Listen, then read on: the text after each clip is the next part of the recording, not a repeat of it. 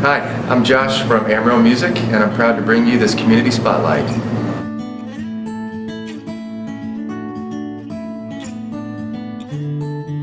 Children with autism often struggle with social and emotional development, and one of those main things that they really struggle with is communication skills. And so that ability to understand what you're saying to them and be able to respond to you in any kind of way, as well as just their ability to communicate to you what they want, what they need, what they see and enjoy in life is often very, very hard for them.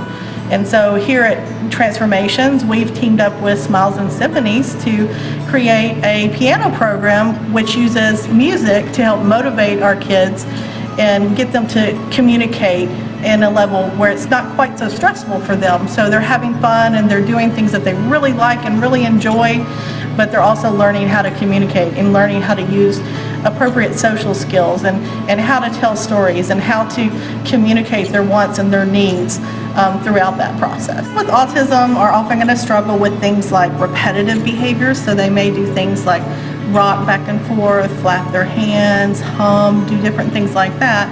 It's called a self-stimulatory behavior. Almost every kid with autism will do that. It's part of a deficit that they have where their sensory system is not working correctly. They will also often demonstrate a lot of problematic behaviors. So I kind of describe it as families who have a kid who tantrums. If you just kind of multiplied that by 10, you would kind of see the way a kid with autism is with their behaviors.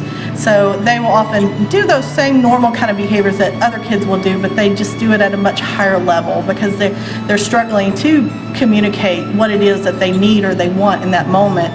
And because of that, it will come out often as problematic behaviors. The music summer camp was to use music as a motivator to develop communication skills for children that are on the autism spectrum. We used storytelling and as our primary tool on the piano, where the students practiced coming up with different characters in their story by creating them first through their art and then applying different piano techniques to make the sounds of those characters, as well as to vocally portray the story in a socially appropriate sequence. We just really start with introducing ourselves and trying to get each student to introduce themselves. We try to, as the camp continues, figure out the interest of the students. And one of the ways we figured out what each student was interested in was every morning when they would come in and they would work on their pictures, we would have several different ideas for them to choose from as to what to draw, what to put in the pictures, what characters to put in their picture, colors and different kinds of media that they could use to express themselves. The first day of camp, we had some various different, well, the first couple of days of camp, we had some various different characters emerge in our paintings that we were creating and in our drawings that we were creating. But one of the difficulties that we had to overcome was that all of these characters and objects seemed to act extremely independently of each other when they were talked about verbally or expressed musically. As the 2 weeks progressed, we tried to make those characters part of a cohesive story and to connect the characters to each other. Well, I think there was lots of high points, but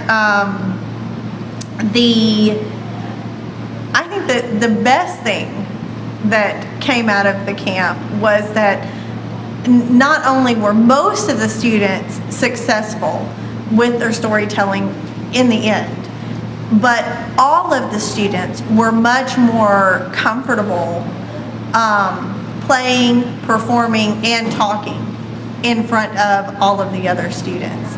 And I think that's the most important thing that they did. My name is Issa. I'm 10 years old, and this story is called Once upon a time, there was a night.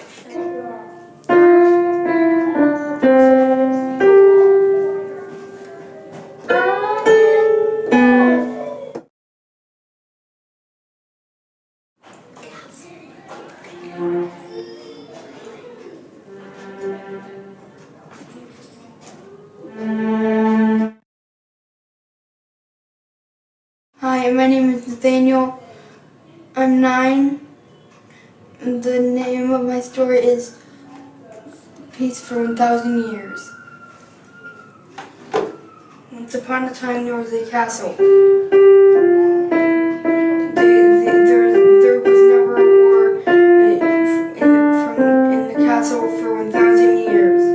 Every year they celebrated if there was no war. They would play trumpets and play drums.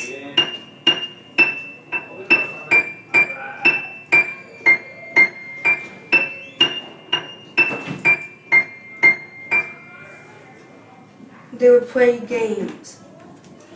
Tons and tons of games.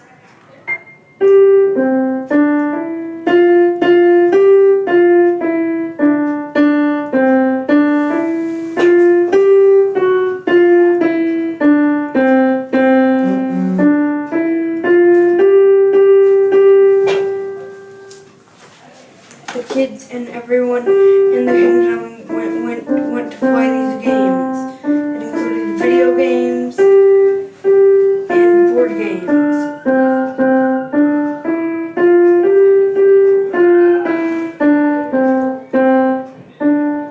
The end. Once upon a time, there was a princess who lived in the castle. He told her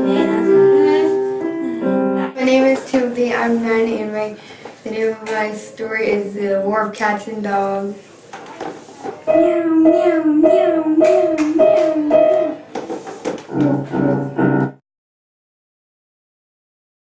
Smiles and Symphonies is a piano and music studio that specializes in teaching the special needs individual.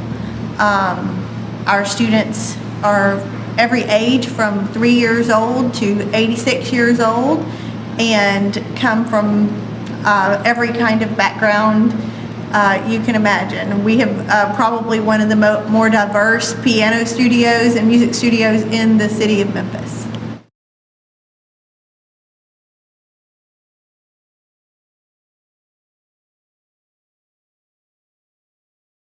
Well, here at Transformations, we serve throughout the whole lifespan. So we have kids as young as like 18 months and individuals as old as 30 that we work with on a daily basis. And so we work with them on whatever the skills are that they need to learn. So we have a huge variety of individuals that we work with. So some of them are kids that are just learning how to speak and need lots of help with all kinds of different things. And then we also have individuals that are just working on things like dating and job skills and how to make friends in high school and things like that. So we have a pretty big variety of different skills that we work with. We have this wonderful music program, as well as we have a speech program, social skills program, and our core therapy that we do is called applied behavior analysis treatment.